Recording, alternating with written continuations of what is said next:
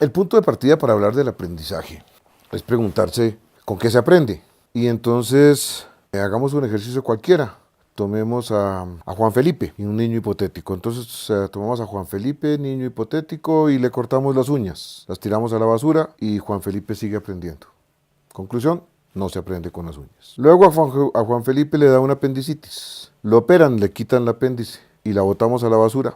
Y Juan Felipe sigue aprendiendo. Total, no se aprende con el apéndice. Y así por el estilo podemos ir recortando pedacito tras pedacito. Podemos quitar un riñón, por ejemplo. Podemos amputarle una pierna, por ejemplo. Y a pesar de todas esas cosas, Juan Felipe sigue aprendiendo. Hasta que le quitamos el cerebro. ¿Y cómo le quitamos el cerebro? Le podemos dar un garrotazo, por ejemplo. Muy fuerte en la cabeza, un traumatismo craneoencefálico. Y ya no aprende más. Y entonces llegamos a la conclusión de que se aprende en efecto con el cerebro. Es una verdad de perogrullo, pero es importante afirmarla porque nos indica a dónde ir a buscar respuestas a esa pregunta magnífica, esa pregunta maravillosa, y es cómo se aprende. De tal manera que podemos decir que las enseñanzas que hemos recabado de las neurociencias son un filón muy atractivo para buscar la respuesta a la pregunta de cómo se aprende.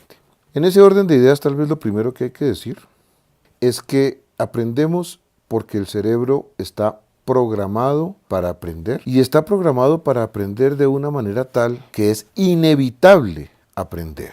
Nosotros no nos podemos negar al aprendizaje. El cerebro no puede decidir si aprende o no aprende. El cerebro aprende sí o sí, y por lo tanto nosotros aprendemos sí o sí. Otra cosa es que el aprendizaje sea el apropiado. Eso es diferente. Entonces, si yo aprendo que 2 más 3 son 14, pues lo aprendí, pero lo aprendí mal.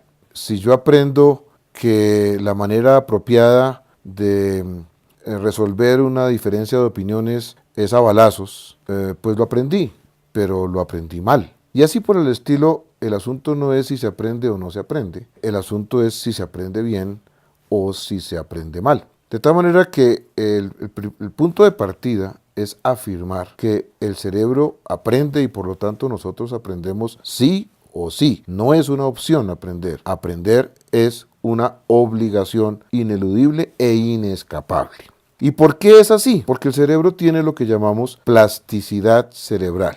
El común de la gente tal vez cree que el cerebro está construido al nacimiento, porque nos parece que como todos los órganos están construidos al nacimiento, pues asumimos que el cerebro igualmente está construido al nacimiento. Pues no es así. El cerebro se construye día con día. No es cuestión de que el cerebro incorpore cosas, no es cuestión de que en algo etéreo el alma o la mente se adquieran conocimientos. No, es cuestión de que el cerebro cambia día con día. El cerebro se construye día con día. ¿Y cuáles son las fuerzas que construyen esos cerebros? Pues básicamente 2. La primera, la herencia, la genética.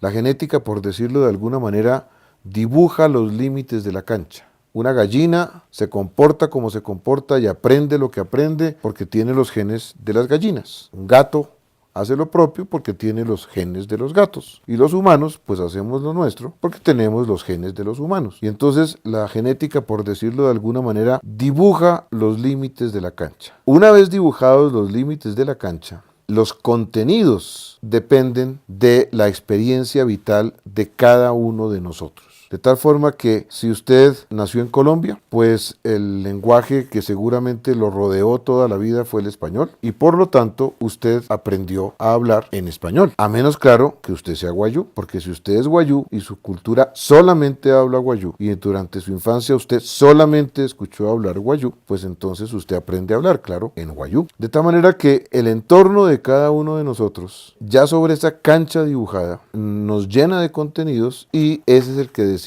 qué es lo que se aprende. Resumen, el aprendizaje es el resultado de un matrimonio bien avenido entre genética y medio ambiente.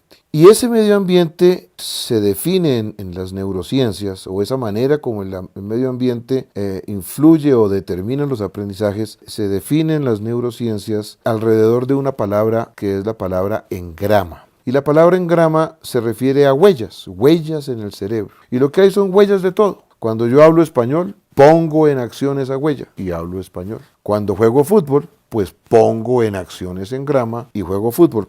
Cuando cocinamos un sancocho de gallina, ponemos en acción un engrama que hemos aprendido y hacemos un sancocho de gallina. Y ese engrama, su definición empieza con la siguiente frase: adquirido en el curso de experiencias sucesivas. Eso es lo que fabrica ese engrama y eso es lo que determina esos aprendizajes. Experiencias de todo tipo, lingüísticas, por supuesto, ya lo hemos dicho. Se aprende en español o en guayú o en polaco, dependiendo de cuál es el entorno lingüístico de uno, pero no solamente se aprende el lenguaje, se aprenden habilidades. Y usted va a la isla de Providencia y encuentra un grupo de niños que tienen unas habilidades maravillosas en el entorno marino, que no lo tienen los niños de Duitama. ¿Por qué? Porque adquirido en el curso de experiencias sucesivas, sus experiencias cotidianas les permitieron afinar eso. Pero se aprenden los gustos. Tome usted en Colombia un grupo de personas del altiplano cundiboyacense y un grupo de personas del Valle del Cauca y del Chocó, por ejemplo. Y tire usted un racimo de chontaduros en la mitad de la sala y ya sabe quién es quién. Porque los gustos también se aprenden. Las emociones se aprenden. Cuando en un partido de fútbol entre Colombia y Brasil, Colombia mete un gol, se grita de alegría si se es colombiano, pero se consume en la tristeza si se es brasilero. Entonces aprendemos todo. Aprendemos el lenguaje, aprendemos los hábitos motores, aprendemos los gustos, aprendemos las emociones, aprendemos todas esas cosas. Y a eso se le llama aprendizaje fisiológico, el aprendizaje que se da silvestre, que se da por el simple hecho de vivir. Entonces, un niño en un parque que se monta en un columpio y que una y otra vez hace los movimientos propios del columpio y va aprendiendo esas destrezas, aprendió de manera silvestre, porque sí, un niño de una aldea de pescadores en Taganga que ayuda a sus padres a remendar redes,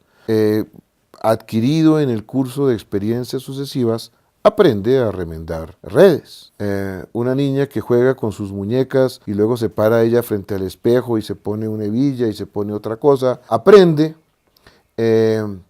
¿Aprende qué? Aprende su esquema corporal, aprende a tratar de sentirse bella, aprende actitudes y modales, y a todo eso se le llama aprendizaje fisiológico. Algún día aparece un extraño y ese extraño se abroga un derecho. El derecho de decidir cuándo se aprende, cómo se aprende, con qué se aprende, a qué hora se aprende. ¿Y quién es ese extraño? La escuela. Y lo que pasa ahí entonces es que ese aprendizaje que se daba silvestre, ahora ya no es silvestre. Es un aprendizaje dirigido. ¿Dirigido por quién? Por el adulto, por supuesto, por la cultura, por el entorno, por la escuela, por la estructura de la escuela. Y hablamos entonces de aprendizaje pedagógico. De manera que podemos entender que el aprendizaje lo podemos concebir desde dos ámbitos: el aprendizaje fisiológico, el que se da silvestre, y el aprendizaje pedagógico, aquel que surge desde cierta organización de los aprendizajes. Pero en el fondo, lo que pasa dentro del cerebro es exactamente igual en uno y en otro contexto. Y por esa razón podemos aplicarle las leyes que rigen los aprendizajes fisiológicos también a los aprendizajes pedagógicos, porque lo que está pasando en última instancia es exactamente